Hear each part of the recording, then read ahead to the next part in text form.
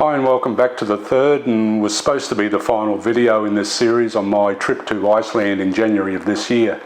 But unfortunately there were just too many locations that we photographed, and I think it'll eventually go into a fourth video. The fourth video will include some of the gear that I took, might help you with any of your packing for cold climate countries. So without any further ado, I'll start playing the third video. This is the last time you'll see my face on this video. You'll hear my voice from time to time describing where we are and what we're doing. I hope you enjoy it. Until the next video, thanks for watching.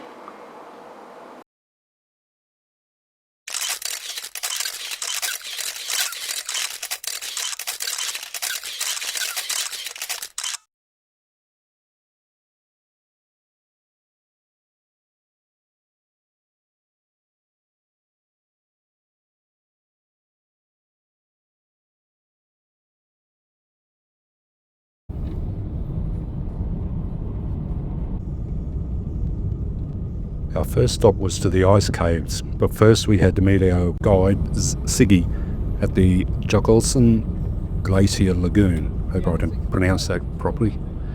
From memory it was about an hour's drive, but no one could complain about the drive with the scenery.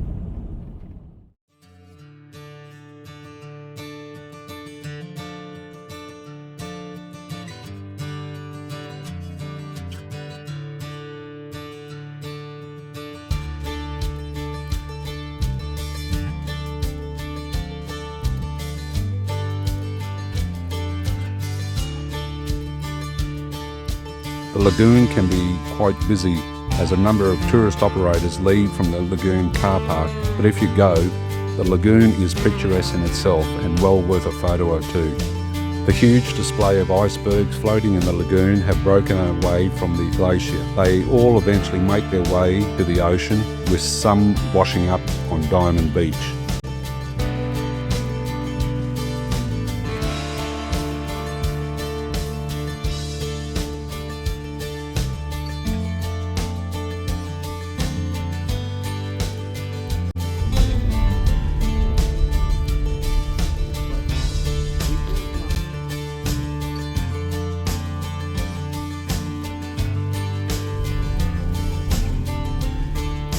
After we met up with Siggy, he drove us in his Land Cruiser to the ice caves. It's about a 30-minute drive over the snow and ice fields from the lagoon. I'll leave a link to the cruise Instagram accounts in the description of this video, as well as in the comments. It'd be well worthwhile you having a look at their accounts. There are some truly amazing photos there.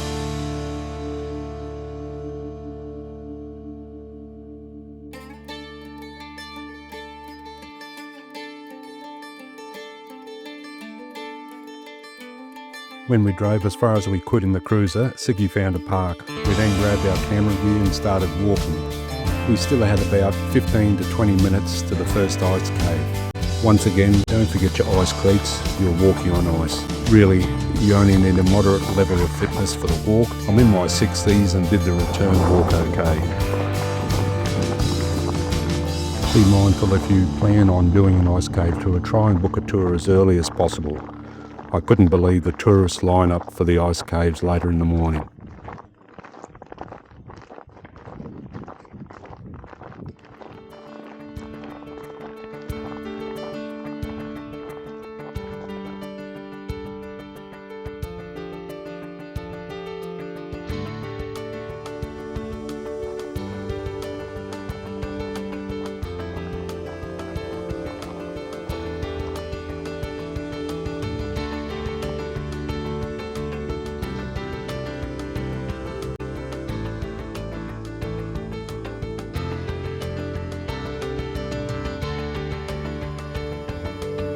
This is the entrance to the second ice cave. It's not as daunting as you'd think. I wasn't claustrophobic at all. It was an easy walk from one end to the other. So here are some of my images that I captured from inside the ice caves. Siggy was good enough to be our model and stood at some of the ice cave exits to give a sense of scale and size for the caves.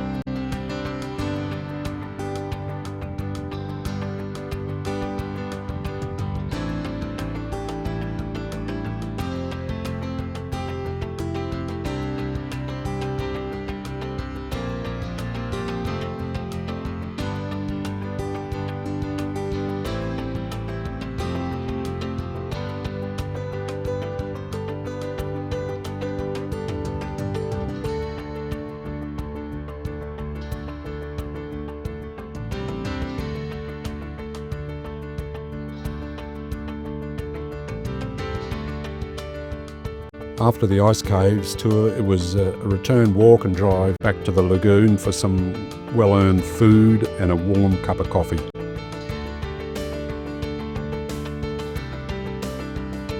Diamond Beach. It was our second stop for the day. Unfortunately, there were no large icebergs on the beach, but hundreds of smaller ones. It was still a spectacular sight and made for some unique images to be captured. I hope you enjoy them.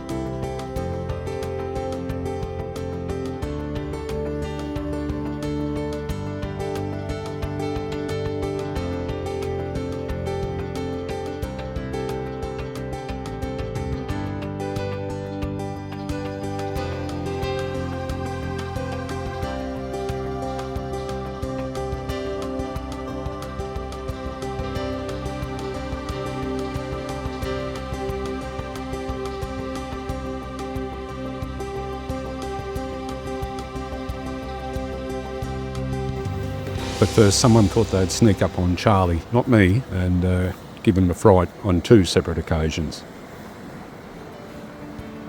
Charlie!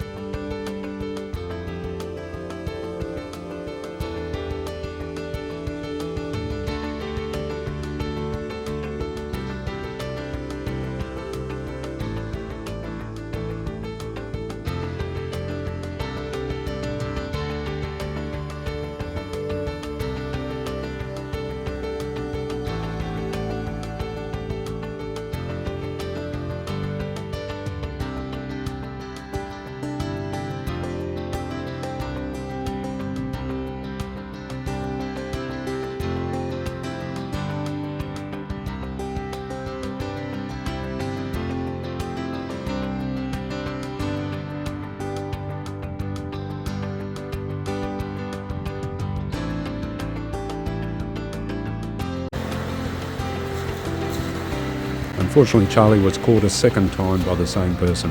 Again, not me. Charlie!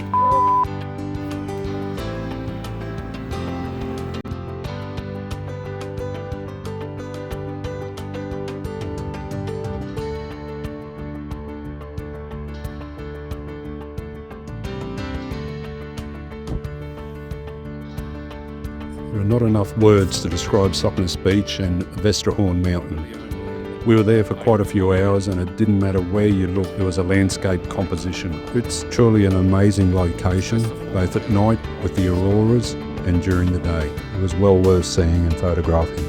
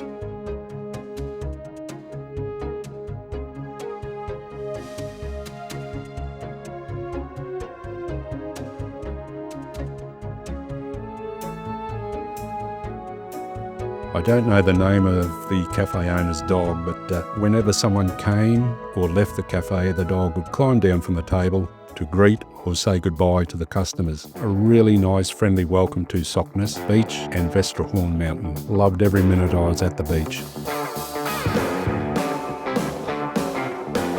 Our fourth and last stop for this video was to Vestrahorn Mountain.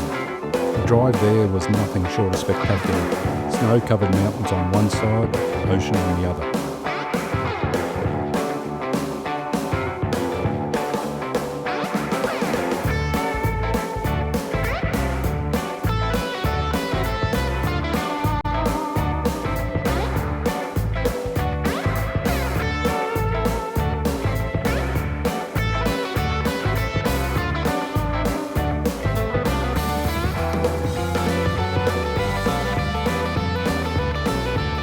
The drive also included a drive through this tunnel, the name of which I'm not going to try and pronounce.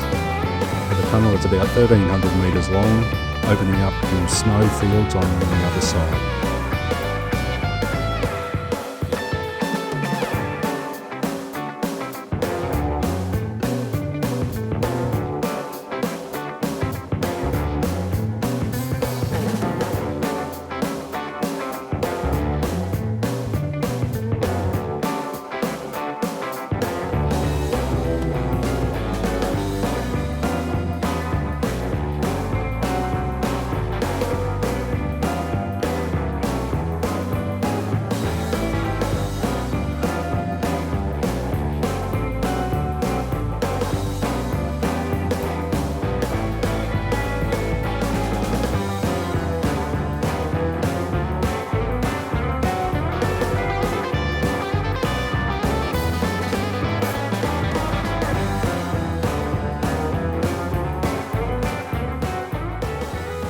After the amazing drive to Vestrahorn, we found a car park.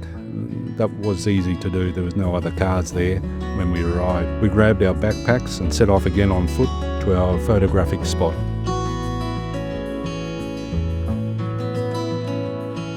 Right on cue, and as if Mark ordered it, a deer was grazing as we walked past. It didn't care about us and just kept leading. Next are some of the images I managed to capture, including a panorama just waiting to be taken. I still can't believe the landscape scenery in Iceland.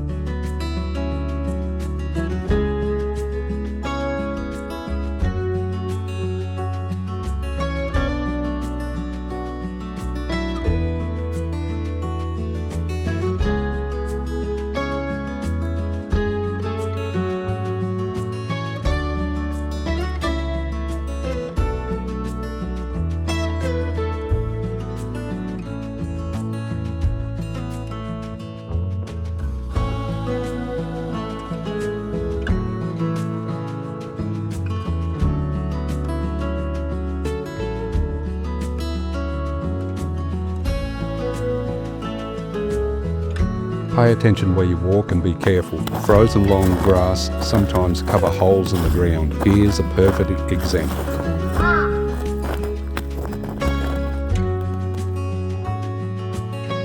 I hope you enjoyed part 3, and if you did, maybe give it a thumbs up and subscribe to the channel. I hope you enjoyed watching, and if you have any questions about this trip, please ask. So until part 4 comes out, I'll catch you then. Thanks for watching.